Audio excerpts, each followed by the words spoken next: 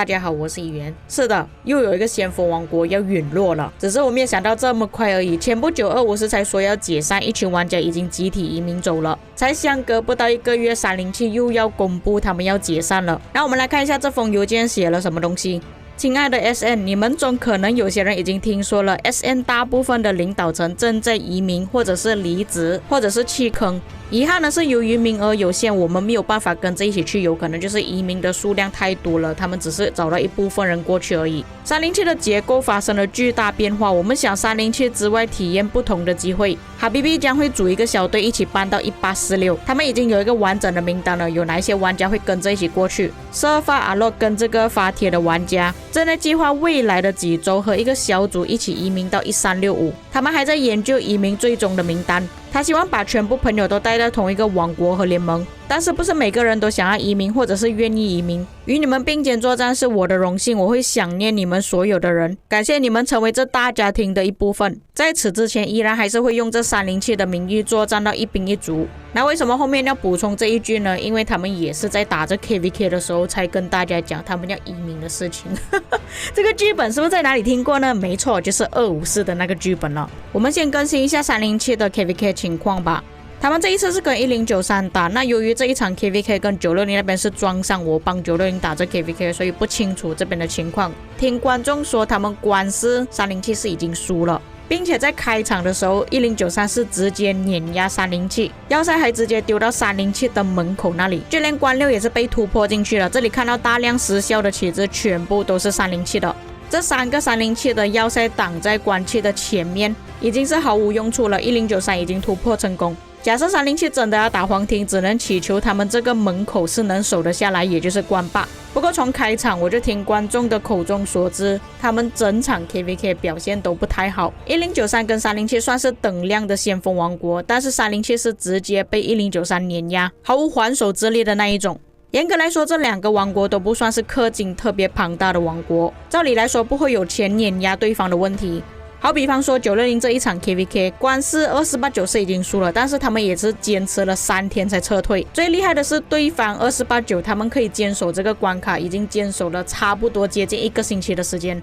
严格来讲，2489他们的体积是比960庞大一点，那960的氪金量是比2489更多的。可是双方打得有来有回，不像1093跟307那样直接碾压。严格来讲，307他们还是有机会可以打皇庭的，但是这封邮件还是一样在 KVK 中途就已经发布了出来。可是在这封邮件之前，他们官4跟官6是已经失败了。我不确定他们是一早就安排好要移民的事情，还是打到一半的时候才决定要移民。不管怎样都会影响到士气，就比方说像254那样，有很多人说254表现到这么糟糕，就是因为邮件发得太快。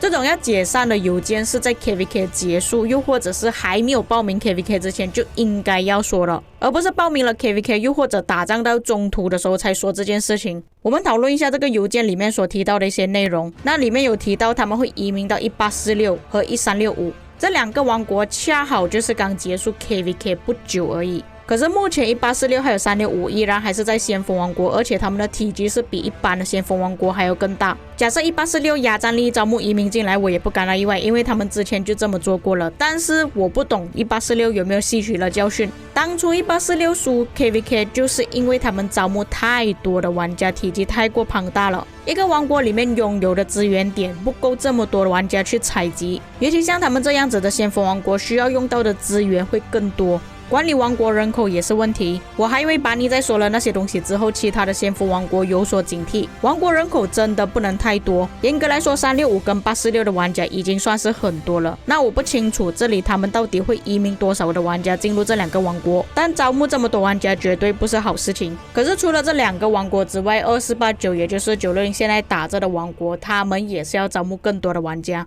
当然这个是我听说回来的，实际上是不是我还不清楚。那么在之前我已经有讲过，官方可能会限制 KVK 报名的人数。假设他们王国原本人数已经这么多了，再限制下去，到最后王国也是会选择解散，或者是其他玩家选择移民去其他的王国。我认为254的决策才是正确的，就是你想要继续玩这个游戏的玩家就应该移民到新的王国去，而不是跟旧的王国再次合并，尤其是体积特别庞大的王国。307跟1093也是人口大国，我不清楚为什么他们会解散选择移民。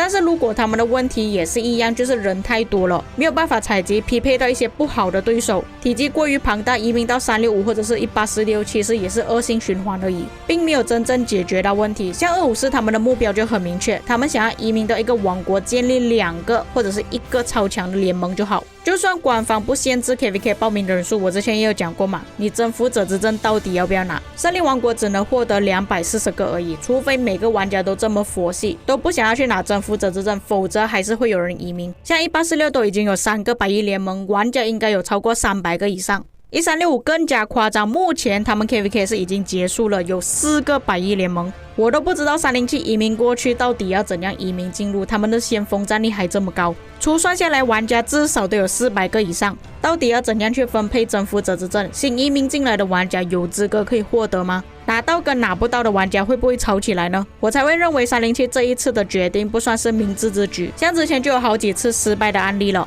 不过我听说365也是在解散边缘，或许他们想要利用这个方式招募更多的玩家进来，好让王国恢复生机。推测一下之后365会遇到怎样的对手吧，要么他就跟1846对打，要么他就跟1175对打，又或者目前战力可以跟365旗鼓相当的也就1093而已。毕竟像他们这样子的王国体积这么庞大，其他的王国选择避开，除非真的是有跟其他的先锋王国约架。但是约架是一回事，官方会不会给他们匹配在一起又是另外一回事，也就变成254的情况，持续半年都没有匹配到好的对手，一直报名失败或者遇到一些很弱的对手，完全没有挑战性，没有东西可以玩，其他的玩家也是会跟着移民弃坑的。不过在这里我不禁的感叹到，亚老真的是超前部署，他可能是预料到未来的王国会变成这样子，所以960才会在一开始严格把控，招募一些可以打架的玩家进来而已，不在乎数量而是在乎质量。我感觉之后的王国也会效仿960的王国制度，建立少人质量高的王国，或许才是最好的选择。再回来看307这封邮件，他这里注明的玩家是 SN 跟 NS 的玩家。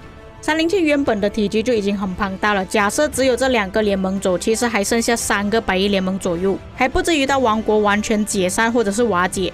只不过就要看这2个联盟会不会把原本307的精英部队也跟着一起带走了。毕竟像这种这么老的先锋王国里面肯定有大量的农夫，以他们这一季 KVK 的表现就可以凸显出来了。从这2个联盟的战力计算下来，分去另外2个王国1846跟365，至少365他们会变成5个百亿联盟。那邮件已经发了，再加上他们前期的表现，我觉得1093跟307这一场 KVK 有很大可能1093会获得胜利。至于各位观众有什么看法？你们觉得他们这样子移民去365还有1846之后会有更好的结果吗？还是移民之后反而会有反效果呢？有什么看法可以在评论区给我知道。以上就是本期内容，我们下期再见。